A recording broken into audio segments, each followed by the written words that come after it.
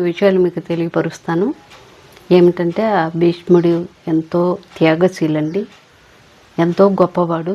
భీష్ముడికి అందుకే అంత మంచి పేరు వచ్చింది. మహాభారతంలో మంచి పేరున్న వ్యక్తి అండి, తెలుసండి ఆయన.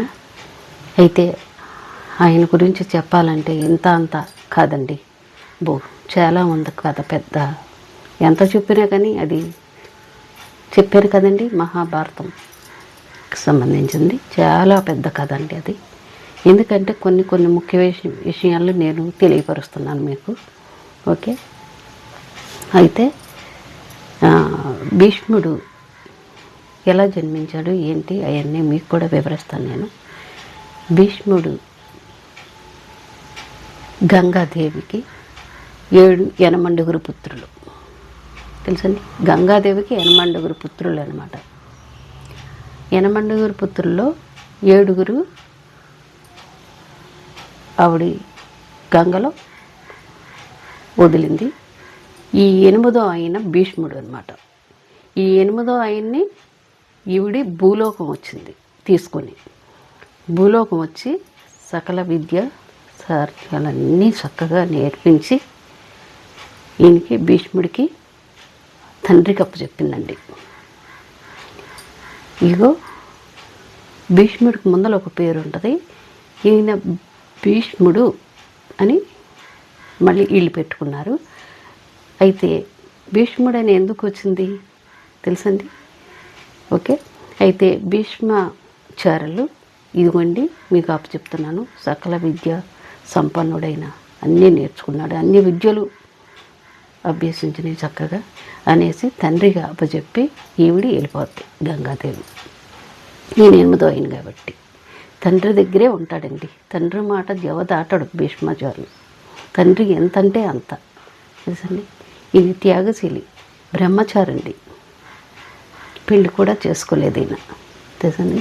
యుద్ధంలో ఏంటి దేంట్లో అయినా అన్నీ మంచి, ఎందులో అయినా రాణిస్తాడండి ఆయన. అంత ప్రతిభావంతుడైన భీష్మాచార్యులు అంటే. ఓకే, అయితే యుద్ధంలో ఒకరోజు కౌరవులకి పాండవులకి యుద్ధం వస్తుందండి. ఆ యుద్ధంలో భీష్మాచార్యులు ఒక మాట అంటాడు. యుద్ధం చేయగలే శక్తి ఈయనకి బాగా ఉంది, ఎంతమందినైనా హతమార్చేస్తారు. ఈయనకి ఎదురు లేదు ఇక భీష్మాచార్యుల గారికి, తెలుసండి. ఈయనకి ఎదురు అనేది లేదు. అయితే యుద్ధం సమీపంలో ఇదైతే ఎంత యుద్ధం చేస్తూ ఉన్నా కానీ ఇక మన వల్ల కాదు, అర్జున నువ్వు వెళ్ళు అని అర్జును కూడా దింపేస్తారు. అప్పుడు అర్జునుడు ఈయన ఇది అంటే అప్పుడు అర్జునుడు వచ్చేసరికి నాకు శిఖామణి నాకు ఎదురుపడిందంటే నేను వదిలేస్తాను, రామబాణం వదిలేస్తాను, నేను యుద్ధం చేయను అనేసి చెప్పేస్తాడండి. ఆయన వదిలేస్తానండి అంటే శిఖండికి ఆయన పడకూడదు, ఎదురు పడితే కనుక నేను ధనుసును చేపట్టాను, వదిలేస్తాను అని చెప్పాడు. సరేనండి, హోరాహోరీగా బాగా యుద్ధాలు జరుగుతున్నాయండి. ఈ యుద్ధం జరుగుతున్నా కానీ ఈయనదే, మన భీష్మాచార్యులదే మంచి పై చేయి ఉంది. ఇక చేసేది లేక ఇక వీళ్ళు ఏం చేస్తారు, ఈవిడ్ని లాస్ట్లో ఇక శిఖామణిని పంపుతారండి.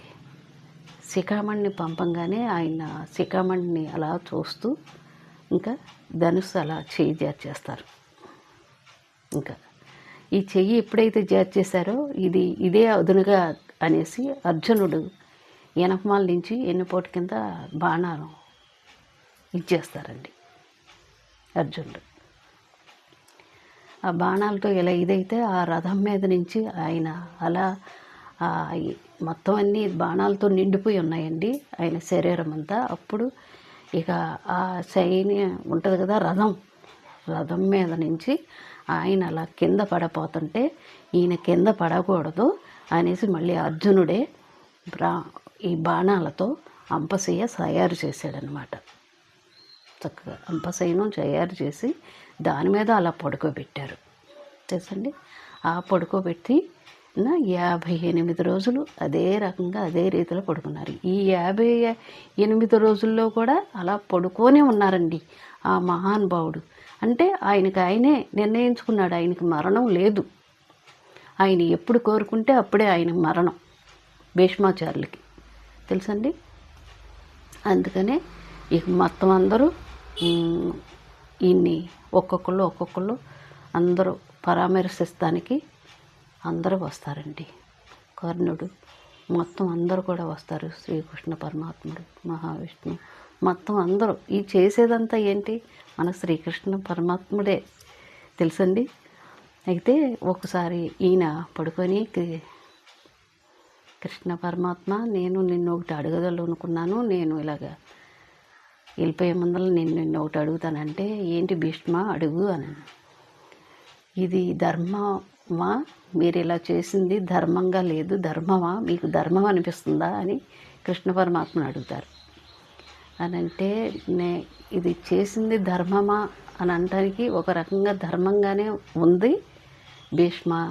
అయినా నేను ధర్మాలు అవి ఇచ్చేస్తానికి నేను లేను కదా, ఈ యుద్ధంలో నాకు సంబంధం లేనిది కదా ఇది అని శ్రీకృష్ణ పరమాత్ముడు అంటాడు, తెలుసండి. శ్రీకృష్ణ పరమాత్ముడు అంటాడనమాట ఇలాగని.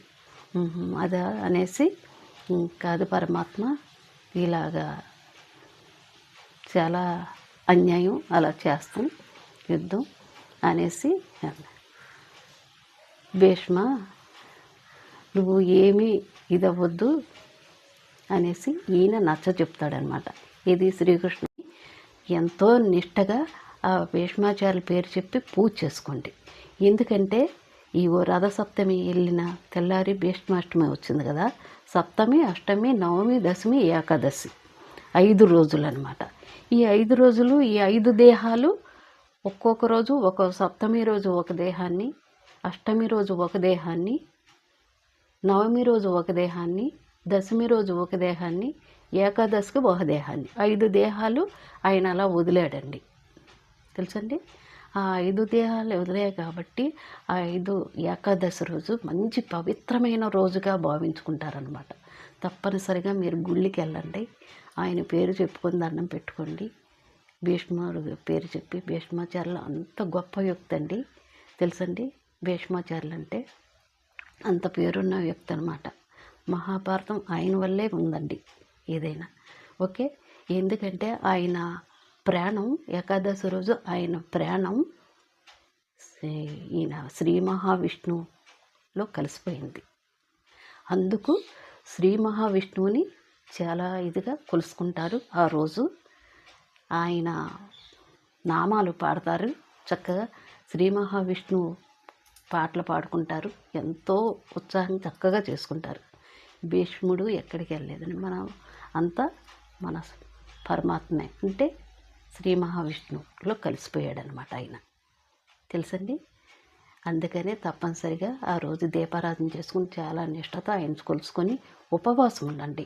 ఆ రోజు ఉపవాసం ఉంటే ఎంత మంచిదో మనకి. మీ ఇష్టం, పగలల్లా ఉండి రాత్రి సేవించవచ్చు, లేదా పగలు మామూలుగా శుభ్రంగా తినేసి మళ్ళీ రాత్రి అయినా మీరు చేసుకోవచ్చు, ఏ రకంగా అయినా చేసుకోవచ్చు.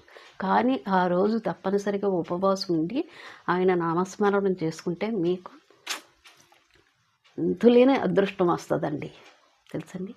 భీష్ముడికి అంత పేరు కాదండి, మంచి పేరు, చాలా ఇది ఆయనకి చెప్పలేనంత ఇదండి, ఓకే.